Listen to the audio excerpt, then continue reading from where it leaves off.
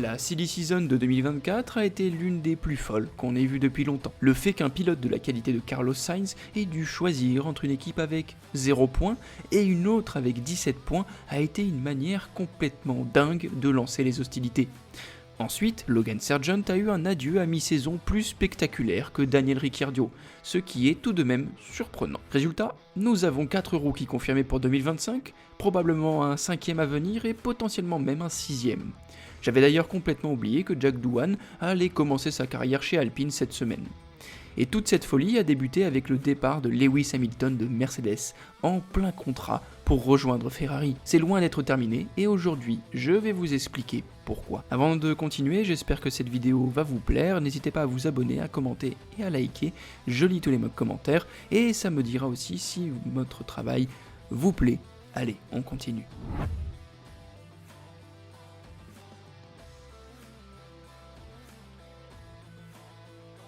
Pour l'instant, 19 des 20 sièges pour la saison prochaine sont officiellement occupés. La seule place officiellement disponible est chez la deuxième équipe de Red Bull, Alpha Tauri. Cela dit, il y a quand même en réalité bien plus d'incertitudes pour la grille de l'année prochaine.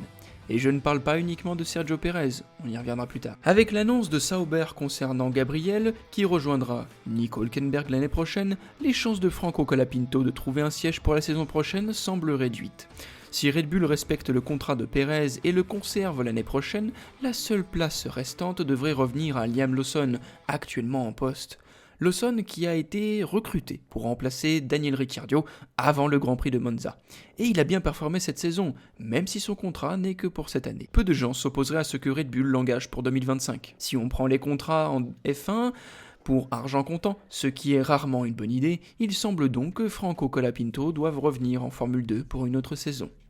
Du côté d'Alpine, le journal La Gazette dello Sport a rapporté que Flavio Briatore, le dirigeant d'Alpine, aurait changé d'avis sur Jack Doohan. Des discussions auraient aussi eu lieu entre l'équipe d'Alpine et le management de Colapinto, selon Automotor Unsport. Doohan, fils de la légende de moto Mick Doohan, a été confirmé en tant que coéquipier de Pierre Gasly pour l'année prochaine en août. Pourtant, ses performances en Formule 1 jusqu'ici, bien que correctes, n'ont pas été exceptionnelles.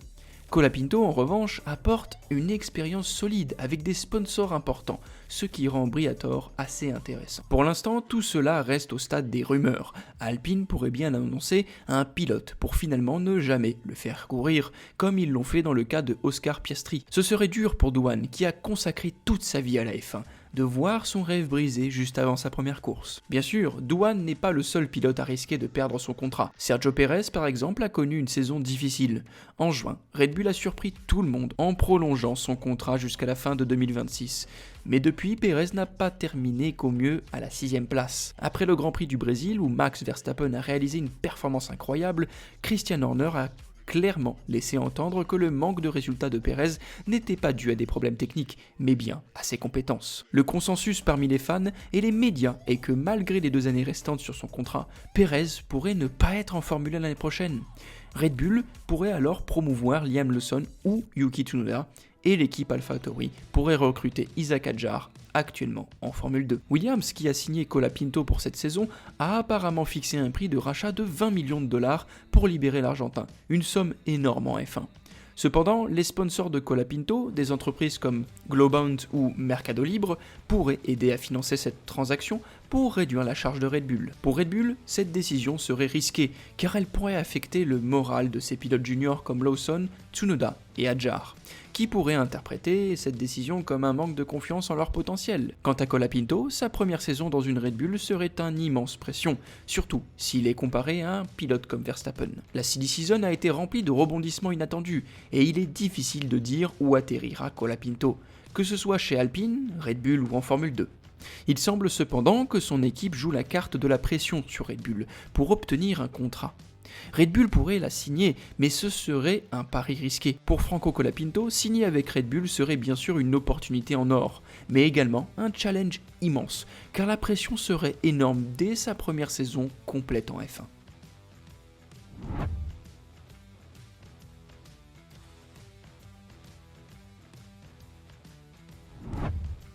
Red Bull est réputé pour ses attentes élevées, surtout aux côtés de Max Verstappen, dont le talent et les performances dominent la grille.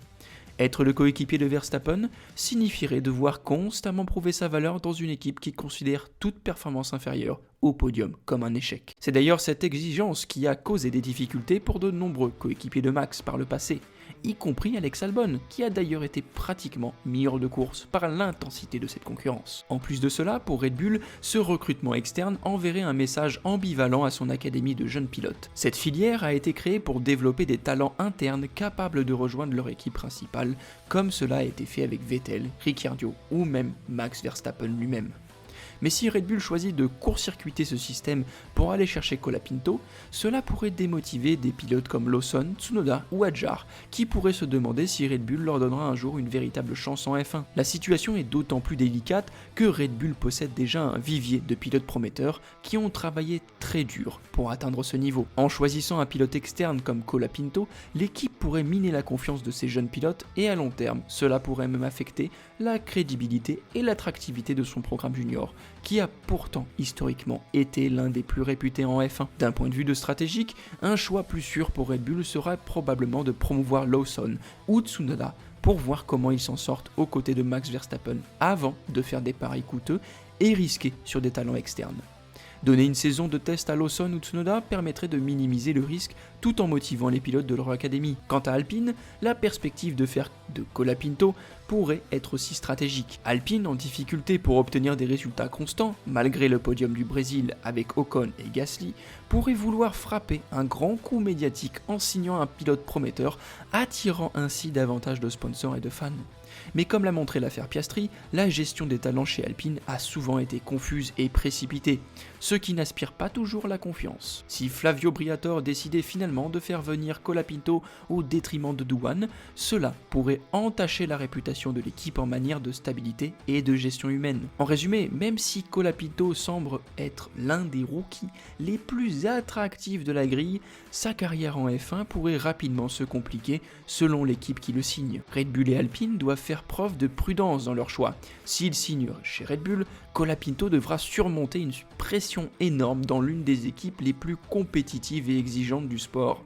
Tandis que s'il opte pour Alpine, il devra naviguer dans une équipe connue pour ses revirements contractuels et son manque de stabilité. Dans tous les cas, la silly season de cette année nous rappelle que la F1 est autant une question de politique et de négociation que de performance sur la piste. Entre les rumeurs, les clauses contractuelles complexes et les stratégies des équipes, la saison 2024 restera gravée comme l'une des plus turbulentes. On peut s'attendre à ce que le dénouement ait encore des surprises, car les équipes et les pilotes continuent de jongler avec des choix de carrière qui pourraient bien façonner la grille de départ pour les années à venir. J'espère que cette vidéo vous aura plu, n'hésitez pas à vous abonner, à mettre un commentaire, on se retrouve samedi prochain, et moi, n'oubliez pas, je lis tous vos commentaires. Allez, on se retrouve samedi prochain à 19h, même heure. Ciao ciao.